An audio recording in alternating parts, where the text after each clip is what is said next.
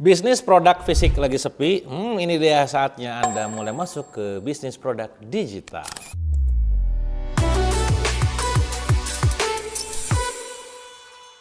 Mungkin sekarang omset Anda lagi ngalamin kondisi stuck ataupun bahkan ngalamin kondisi penurunan. Anda mungkin sekarang lagi jualan produk restoran, rumah makan, kok makin jarang ya ada pengunjungnya. Atau jualan produk fashion, kok makin kesini makin sulit ya closingan fashionnya gitu ya. Nah faktanya kawan-kawan, perilaku belanja masyarakat udah berubah secara drastis.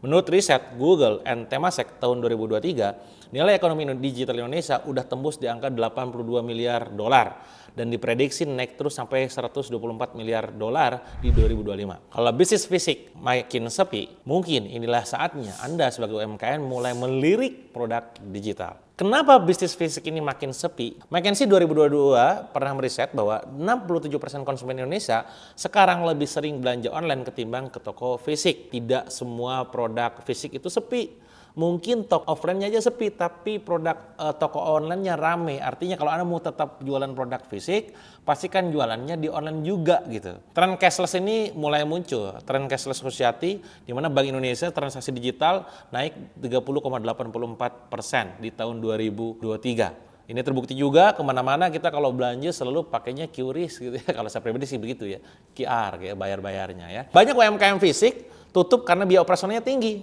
Bayangin sewa tempat, ya renov tempat, gaji karyawan, listrik gitu ya. Semuanya pasti tiap bulan, tapi trafficnya menurun.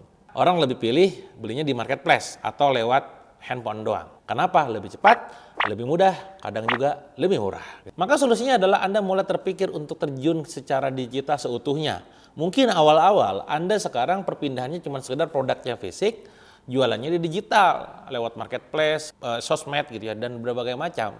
Tapi seiring berjalannya waktu, Anda mulai tuh aware tentang bagaimana produk digital pun ternyata gurih gitu. Ya memang balik lagi di Indonesia ini telat, ya saya pribadi mulai tahun 2013. Sekarang saya tetap jualan produk digital juga gitu kan. Ini laris ya.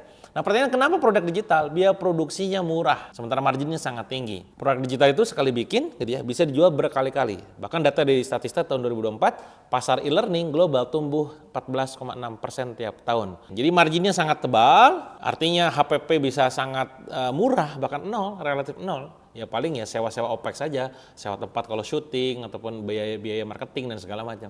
Selebihnya tidak ada.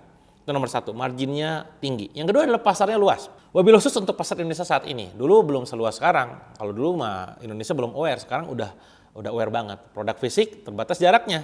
Digital bisa diakses ke seluruh Indonesia, bahkan dunia. Bahkan customer kita bisa dari luar kota, luar negeri gitu bahkan gitu ya. Studi WR Sosial di tahun 2004, pengguna internet Indonesia tembus 185 juta orang. Ini pasar yang sangat besar, raksasa. Dan pastinya adalah dalam produk digital ini skalabilitasnya sangat-sangat tinggi. Anda nggak perlu nambah karyawan buat scale up, cukup nambah budget iklan, ya, nambah akun dan sejenisnya. Nah sekarang gimana cara UMKM ini mulai produk digital? Satu, identifikasi keahlian ataupun kemampuan Anda. Apa? Kalau Anda hobinya misalkan masak, bikinlah mungkin resep-resep masak, ebook masak. Itulah yang saya jual di Mau Masak. Kalau Anda hobinya adalah nulis, adalah tuangkan ide Anda dalam bentuk tulisan demi tulisan.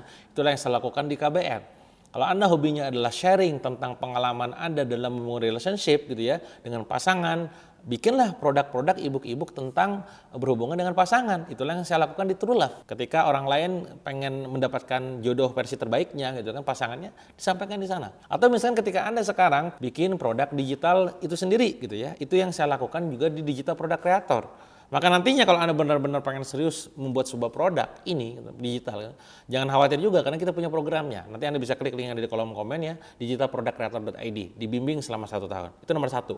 Identifikasi keahlian kompetensi Anda apa. Yang kedua adalah pilih produk digitalnya berformat apa. Format ebook, e-course, template, tools, platform, webinar, atau apa. Yang penting adalah Anda bikin dulu. Nanti sambil jalan Anda bisa belajar apa yang salah, apa yang kurang, apa yang harus diperbaiki gitu kan. Ternyata orang-orang sukanya adalah formatnya adalah challenge gitu ya, harian ya, jangan dibikin ebook. Formatnya berupa webinar bukan video, silakan bikin webinar. Berikutnya adalah platform jualannya nih, mau pakai apa? Mau pakai marketplace, mau pakai WA, mau pakai platform digital yang lain misalkan ada Linkit, ada Tribelio, ada Skill Up ya, punya saya pribadi gitu kan. Macam-macam silakan Anda pakai. Pokoknya feel free silakan Anda pakai aja, ulik-ulik aja tuh. Intinya adalah ketika Anda sudah menentukan kemampuan Anda apa, dibentuk dalam bentuk apa, promosinya nanti mau di mana dan pastinya adalah strategi marketingnya mau kayak gimana. Anda jualan di TikTok kah, video-video pendek ataupun di video panjang seperti ini. Intinya adalah Anda menentukan strategi marketing untuk menjual produk digital tersebut. Apa action plan buat Anda? Ini saya kasih saran dan masukan. Satu, audit bisnis Anda, apa yang bisa dikemas dalam bentuk digital. Produknya mungkin fisik, tapi kan tips jalankan bisnisnya bisa dibikin produk digital. Kedua, coba produk sederhana terlebih dahulu, bikin e-book, bikin Zoom, bikin template, bikin video gitu ya. Anda jual harga murah dulu aja. Itu nomor 2. Nomor 3 adalah promosiin lewat short form video, bukan hard sell tapi berupa storytelling sederhana di Reels, di TikTok, di YouTube dan lain-lain. Intinya adalah lakukan promosi sebagaimana Anda promosi produk fisik, tapi dilakukan sepenuhnya lewat digital. Dan terakhir adalah kuncinya, yang bertahan itu bukan yang paling besar, tapi yang paling cepat beradaptasi. Dan salah satu cara adaptasi Anda di era kekinian adalah Anda terjun ke digital. Ya, bahkan Bill Gates pernah bilang gitu ya, kalau Anda nggak terjun ke digital, siap-siap nunggu kejatuhannya. Itu kata Bill Gates, bukan kata dewa ya. Itu teman-teman ya untuk video kali ini. Jadi intinya adalah kalau Anda sekarang masih produk fisik doang yang dijual, Anda tidak menghilangkan produk fisik Anda. Saya masih jualan produk donat, saya masih jualan produk frozen food, saya masih jualan produk-produk yang lain, skincare herbal, tapi saya juga produk digital. Saya bikin nambah income. Balik lagi kalau Anda memang serius, nanti silakan ikutan program mentoring selama 1 tahun menjadi seorang digital product creator. Klik link yang ada di kolom komen. Itu aja mungkin teman-teman untuk video kali ini. Sampai jumpa di video berikutnya.